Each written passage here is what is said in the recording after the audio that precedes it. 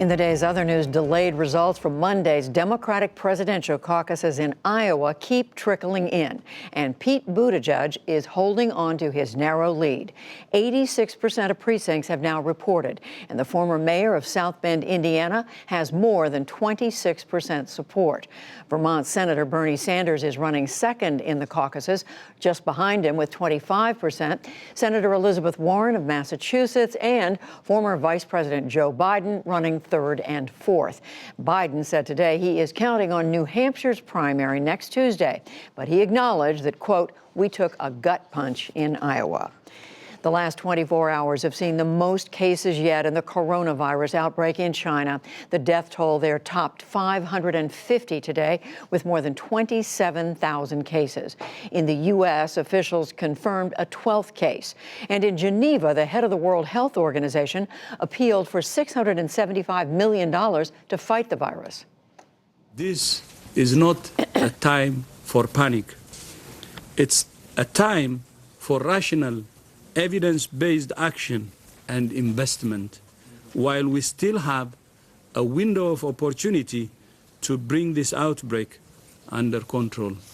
Meanwhile, nearly 3,700 people are quarantined on a cruise ship at Yokohama, Japan, for 2 weeks. Some 3,600 others are being screened on a cruise liner in Hong Kong. 350 Americans were flown from China to California today to be quarantined, and officials confirmed a 12th case in the U.S. There is word that 130 Salvadorans were killed after being deported from the U.S. between 2012 and 2017. Human Rights Watch says that it also found at least 70 cases of sexual assault or other violence. The Trump administration has taken a number of steps to bar Central Americans from seeking refuge in the United States. Israeli forces today killed a Palestinian teenager, the first death amid protests over a U.S. peace plan. The 17-year-old was shot in the West Bank city of Hebron. Israel said that troops fired a demonstrator who threw a firebomb. Earlier, Israeli planes struck Hamas militants in Gaza after rockets were fired into Israel. In Turkey, dozens of rescuers searching for survivors of an avalanche were themselves killed in a second deadly snowslide. The overall death toll has reached 38. It happened on a mountain road near Turkey's eastern border with Iran. Soldiers and residents climbed to the site to dig victims out of the snow. They included the local emergency operations chief. We wanted to move the minibus to rescue the last 2 people, thinking they could be under the minibus or near it. As we worked to pave a path, we were trying to direct the excavator to help. And then we heard a noise, and then I was half buried under snow. I managed to get out on my own. At least 53 emergency workers were injured, and officials said some are still trapped. The top U.S. military commander in the Middle East traveled to Iraq today amid calls for American forces to withdraw. Marine General Frank McKenzie arrived as news accounts said the Iraqis have cut cooperation with the U.S. coalition. That follows the U.S. killing of Iranian General Qasem Soleimani outside Baghdad. The clock began running today on the last arms deal between the U.S. and Russia. The new Strategic Arms Reduction Treaty expires 1 year from now.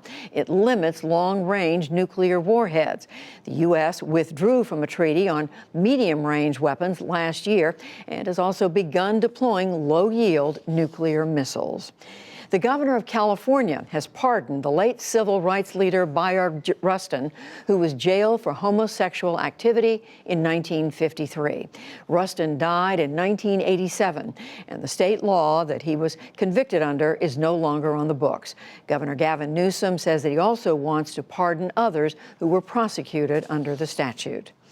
In economic news, the U.S. trade deficit fell last year for the first time in 6 years, due largely to the ongoing tariff war with China. And today, Wall Street shot higher on strong earnings reports. The Dow Jones Industrial Average gained 483 points to finish at 29,290. The Nasdaq rose 40 points to a record close, a new one, and the S&P 500 added 37, also hitting a new high.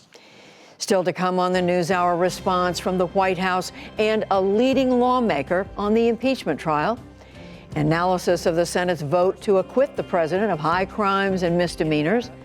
And Australia burning, the fires today and the fires to come.